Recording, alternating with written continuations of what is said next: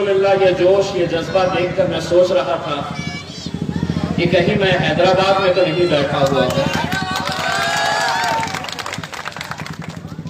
लेकिन ख्याल आया कि न जाने हो सकता है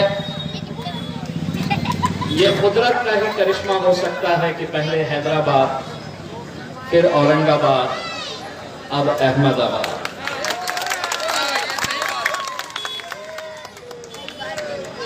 देखिए, पिछले कुछ दिनों से जब हम यहां पर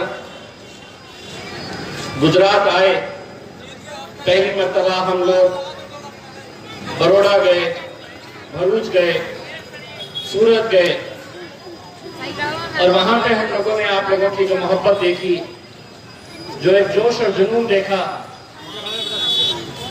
कई सारे लोगों की यह ख्वाहिश थी कि हमने अहमदाबाद आना। हमने बैरिस्टर असदुद्दीन अवैसी साहब से कहा कि यहाँ के नौजवानों के अंदर जो जोश है, जो जज्बा है, जो बुजुर्ग लोग हमारे साथ जुड़े हुए हैं, वो देखते हुए मैंने खुद असद साहब से ये बात कही थी कि असद भाई, अगर आपका प्रोग्राम कहीं का भी हो, उसे अब कैंसिल करना पड़ेगा, क्योंकि हम सबको अब गुजरात चलना पड़ेगा। यही मोहब्बत है जो आज मजलिस इत्तेहाद उल मुस्लिमीन को गुजरात की सरजमीन के ऊपर खींच कर लेकर आई है। मुझे बताया गया कि ये जलसा नहीं होना, इसके लिए कुछ राजनीतिक पार्टियों ने बड़ी कोशिश की। उनकी ये कोशिश थी कि मजलिस इत्तेहाद उल मुस्लिमीन का जलसा इस इलाके के अंदर नहीं होना। मैं उन तमाम राजनीतिक पार्टी और उन तमाम नेताओं को मेरी पार्टी की तरफ से और गुजरात के नौजवानों की तरफ से एक पैगाम देना चाहता हूं। एक बात आप समझ लीजिए, आपकी जो कोशिश थी ये जलसा नहीं होना चाहिए, उसके ताल्लुक से मैं सिर्फ इतना कहूंगा कि हवाओं से कह दो अपनी औकात में रहे। हवाओं से कह दो अपनी औकात में रहे। अब हम परों से नहीं, हौसलों से उड़ा करते हैं। हम पिछले कुछ दिनों से जब यहां पर आए तो हमें कई सारे मीडिया के लोगों ने यह सवाल किया। उन्होंने कहा कि गुजरात में तीसरी किसी पार्टी को कभी मौका नहीं मिला। कभी भारतीय जनता पार्टी रही, कभी कांग्रेस पार्टी रही, तीसरी किसी पार्टी को यहां जगह नहीं मिलती, कभी उन्हें मौका नहीं मिलता, तो आप कैसा करेंगे? हमने उन्हें जवाब दिया कि इससे पहले जो पार्टी आई हुई होगी, इससे पहले जो पार्टियों ने कोशिश की होंगी गुजरात में आने की, वो सब कमजोर खिलाड़ी थे होंगे। हम मजलिस इत्तेहाद उल मुस्लिमीन हैं। हम बैरिस्टर असदुद्दीन अवैसी साहब की फौज है।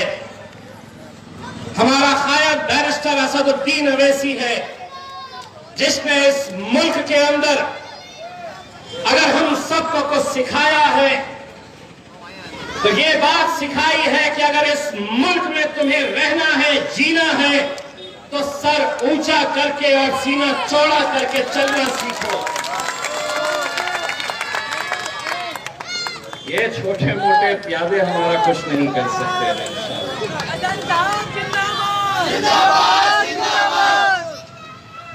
ये तो हम मजलिस के एक छोटे से कार्यकर्ता हैं, हम मजलिस से एक छोटे से सिपाही है। अगर हमारे आने से इतनी हड़बड़ी मच गई है, इतनी बौखलाहट हो गई है, तो सोचिए हैदराबाद की जब वो आंधी और तूफान गुजरात में आएगी तो क्या हाल है।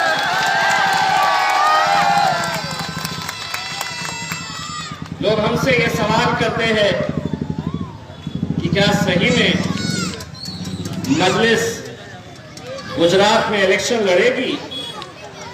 क्या सही में असद साहब यहां पर आएंगे? या मजलिस यहां पर सभी चुनाव लड़ेगी तो सभी लोग अच्छी तरह से सुन ले। और आपको लग रहा होगा ये जितने लोग यहां पर बैठे हैं ये मजलिस के चाहने वाले सिर्फ यही लोग सुन रहे हैं, तो मैं आपको यकीन के साथ कहता हूं अपने घरों के ड्राइंग रूम में बैठकर वो भारतीय जनता पार्टी का नेता भी ये भाषण सुन रहा है और कांग्रेस के तमाम लीडर भी ये भाषण सुन रहे हैं। तो एक बार कान खोल के सुन लो, समझ लो, मजलिस भी आएगी, असदुद्दीन अवैसी साहब भी यहां पर आएंगे और इंशाअल्लाह पूरे इलेक्शन हम यहां पर गुजरात के अंदर लड़ेंगे। और लड़ेंगे नहीं, इंशाअल्लाह हम आए हैं तो सिर्फ लड़ने के लिए नहीं आए हैं, अब हम लड़ेंगे और इंशाअल्लाह जीतेंगे।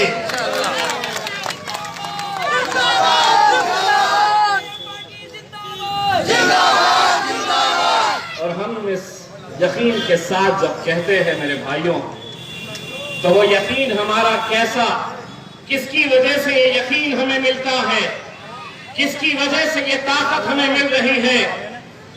हम पिछले 2 दिनों से यहां के नौजवानों के जज्बे को जब देख रहे, उनके हौसले, उनकी ताकत, उनकी तड़प, उनकी मोहब्बत को जब हम देख रहे तो यकीन मानिए हमारा यकीन और पुख्ता हो जाता है कि इंशाअल्लाह गुजरात के अंदर मजलिस-ए-इत्तेहादुल मुस्लिमीन का पतन बहुत ऊंची उड़ान उड़ने वाला है। दोस्तों, लोग कहते हैं कि मजलिस-ए-इत्तेहादुल मुस्लिमीन सिर्फ मुसलमानों की जमात है। मैं यहां पर अपने पार्टी की तरफ से बैरिस्टर असदुद्दीन अवैसी साहब की तरफ से गुजरात की आवाम को एक पैगाम देने के लिए आया हूं। गुजरात के उन तमाम लोगों को ये बताने के लिए आया हूं कि हम मजलिस-ए-इत्तेहादुल मुस्लिमीन गुजरात में आ रही है तो मोहब्बत का पैगाम लेकर आ रही है, दोस्ती का हाथ बढ़ाने के लिए आप लोगों के बीच आ रही है।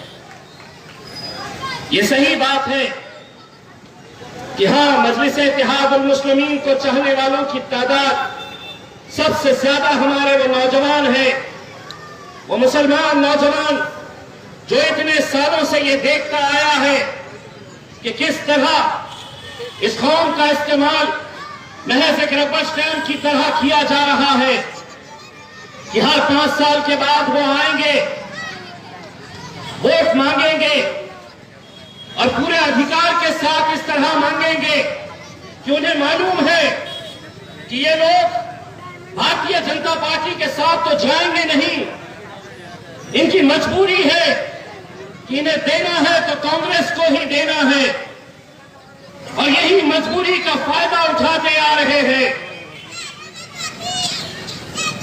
एक अक्सर आपने एक गेम देखा होगा, म्यूजिकल चेयर, जहां पर कुर्सियां रखी जाती है, म्यूजिक चलाई जाती है, म्यूजिक जैसे ही बंद हो गई आपको कुर्सी पर जाकर बैठना होता है। गुजरात में पिछले कई सालों से ये म्यूजिकल चेयर खेली जा रही है और खेलने वाले सिर्फ 2 ही खिलाड़ी। म्यूजिक हर 5 साल के बाद चलाई जाती, 2 में से एक उस कुर्सी के ऊपर जाकर बैठ जाता, कभी भाजपा वाला बैठता, कभी कांग्रेस वाला बैठता। लेकिन अब इसके बाद सिर्फ 2 ही खिलाड़ी नहीं रहेंगे मैदान में, इंशाअल्लाह तीसरा खिलाड़ी भी मैदान में उतरने वाला है। और हमको कमजोर कड़ी ना समझो, अब हमको भी वो हुनर आ गया है कि कैसे कोनी मारकर कुर्सी पर बैठा जाता है, कैसे धक्का देकर कुर्सी के ऊपर बैठा जाता है। ये हुनर हमने भी सीख लिया है। वरना जिस जमात के बारे में ये कहा जाता था कि ये सिर्फ हैदराबाद की एक जमात है, हैदराबाद के हद तक ही रहेगी, लेकिन अल्हम्दुलिल्लाह जब महाराष्ट्र में आए 2014 में, तो मैं और वारिस पठान महाराष्ट्र की विधानसभा के अंदर गए। जब पहली बार हम विधानसभा के अंदर गए, दो ही थे। महाराष्ट्र की विधानसभा के अंदर 288 विधायक बैठते हैं, 288, लेकिन हम दो ही थे। जब गए वहां पर तो शिवसेना के विधायकों को उनकी जीत की खुशी नहीं थी।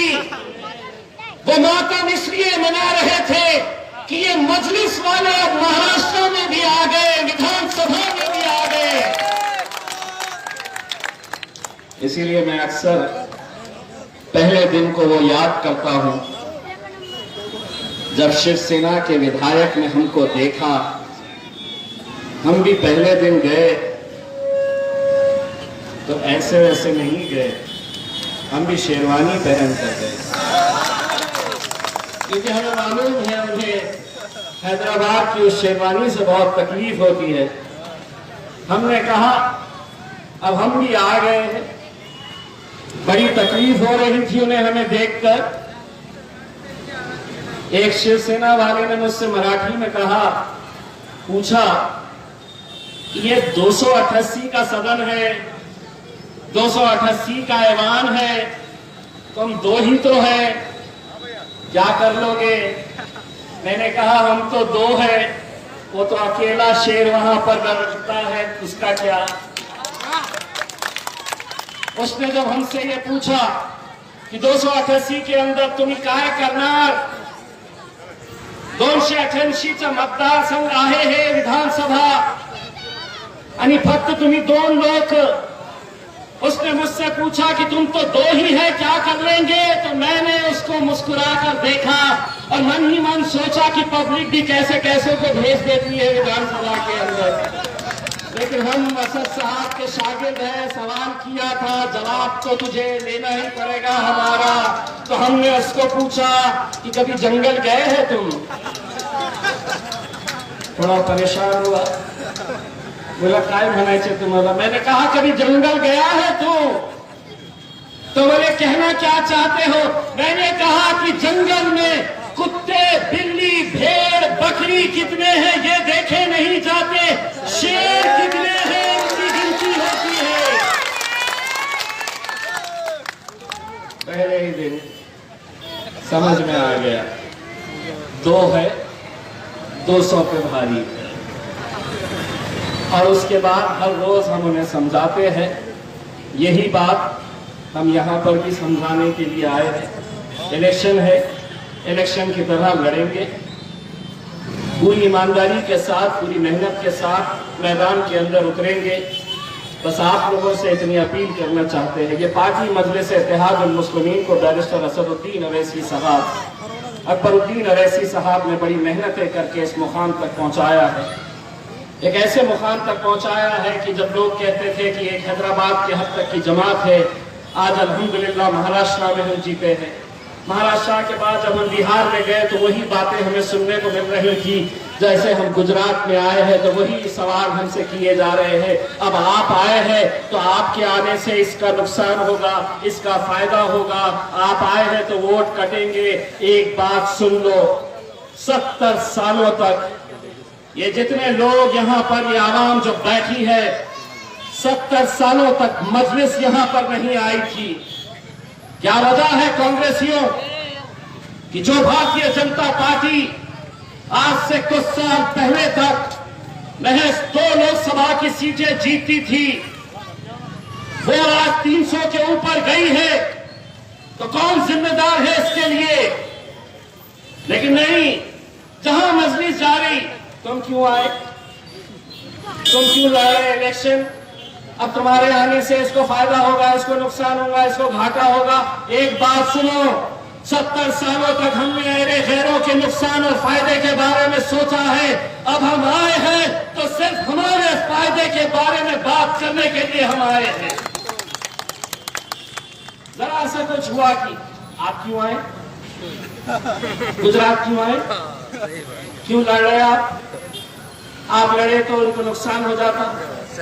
हमारी राजनीतिक पार्टी है, अगर राजनीतिक पार्टी अगर इलेक्शन नहीं लड़ेगी तो क्या अंटी खेलेगी? हम अंटी खेलेंगे, गोटियां खेलेंगे हम।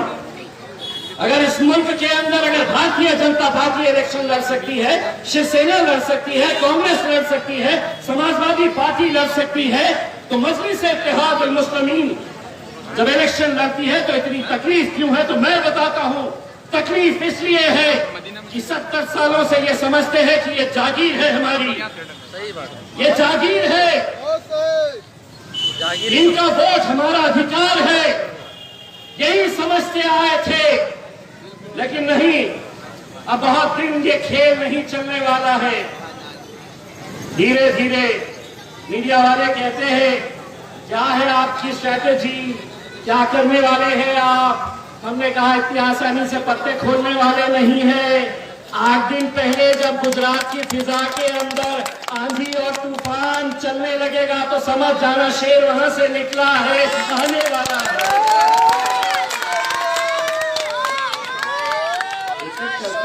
एक एक करके पत्ते खोलेंगे ना। हाँ, सही बात। इतनी भी क्या जल्दी है, बड़े लंबे रेस के घोड़े हैं हम, इतनी आसानी से जाने वाले नहीं है, इतनी आसानी से बैठने वाले नहीं है। और एक बात अच्छी तरह से समझ लो, मजलिस इत्तेहाद उल मुस्लिमीन है, डरने और घबराने वाली जमात का नाम मजलिस नहीं है मेरे भाइयों, बिल्कुल नहीं है। जो जमहूरियत में हमें अधिकार दिया गया है, जो हक दिया गया है, वो हक का हम इस्तेमाल करने के लिए आए हैं। हम हमारे नौजवानों के अंदर लोकतंत्र को मजबूत करने के लिए आए हैं। हम हमारे नौजवानों को ये बताने के लिए आए हैं कि इस देश में अगर कानून चलेगा तो संविधान के हिसाब से चलेगा, वो संविधान जो डॉक्टर बाबा साहब अम्बेडकर ने इस देश को दिया है। मोदी जी कब तक चलेंगे आप? एक अंग्रेजी में कहावत है, न्यूटन की थियरी है, जो ऊपर जाता है। मोदी जी सबको नीचे आना है, इतना गुरूर, इतना घमंड अच्छा नहीं है। ये जनता के खिलाफ आप जो नए नए कायदे कानून लेकर आ रहे हैं, कभी एनआरसी का कानून लाकर आपको निशाना बनाया जाता है, कभी किसानों के खिलाफ कानून लाकर हमारे किसान भाइयों को निशाना बनाया जाता है, कभी दलितों के खिलाफ कानून लाकर दलितों को निशाना बनाया जाता है। मेरे भाइयों, एक बात अच्छी तरह से समझ लो, आज हुकूमत ऐसे दौर से गुजर रही है कि जहां उन्होंने तय कर लिया है कि ये लोग किन किन लोगों को निशाना बनाना चाहते हैं, आप भी अच्छी तरह से जानते हैं। लेकिन अगर हम अपनी सियासी ताकत नहीं बनाएंगे, अगर हम अब भी बढ़ गए, हम अब भी बिखर गए, तो यकीन मानिए आने वाला कल कैसा होगा यह आप सोच भी नहीं सकते हैं। आज इस मुल्क के अंदर अगर हमारी क़यादत खत्म हुई है तो कोई गैर इसके लिए जिम्मेदार नहीं है। मैं अक्सर ये बात बड़ी जिम्मेदारी के साथ कहता हूं, इस मुल्क से अगर हमारी क़यादत खत्म हुई है तो कोई गैर इसके लिए जिम्मेदार नहीं है। मुसलमानों को हमेशा मुसलमानों ने ही हराया है, ये सच्चाई है। क्योंकि हम बढ़ जाते हैं, बिखर जाते हैं, हम ऐसी ऐसी पार्टियों का साथ देते आए हैं कि जब ऐवान के अंदर जब आपकी आवाज बनकर उन्हें खड़े रहना चाहिए तो वो खामोश बैठते हैं, क्योंकि उनके आका उन्हें इजाजत नहीं देते। उनका काम तो बस यही है, उठो तो उठो, बैठो तो बैठो। और हम वो हैं कि अगर किसी ने हमसे कहा उठो तो हम बोलते रहे चल बैठ रे। डटकर बोलने वाले गूंगे मुक्के बहरों के लिए हमारे पास कोई जगह नहीं है।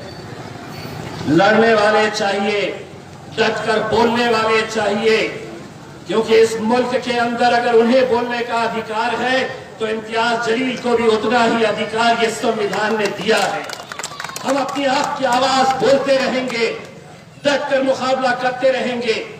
अगर इस आने वाले चुनाव में अगर आप लोग मजलिस का पूरी तरह से साथ देते हैं, दोस्तों ये 2 दिन हम जो यहां पर आए हैं, ये 2 दिन हमारा काम सिर्फ यही है कि हम लोगों से मिले, जितने भी शहर के उलमाए किराम हैं, जितने भी अलग अलग राजनीतिक पार्टी से ताल्लुक रखने वाले लोग हैं, इंटेलेक्चुअल्स हैं, डॉक्टर्स हैं, वकील हैं, हम इन सब लोगों से बात करने वाले हैं और बात करके असद साहब को यह पैगाम देने वाले हैं।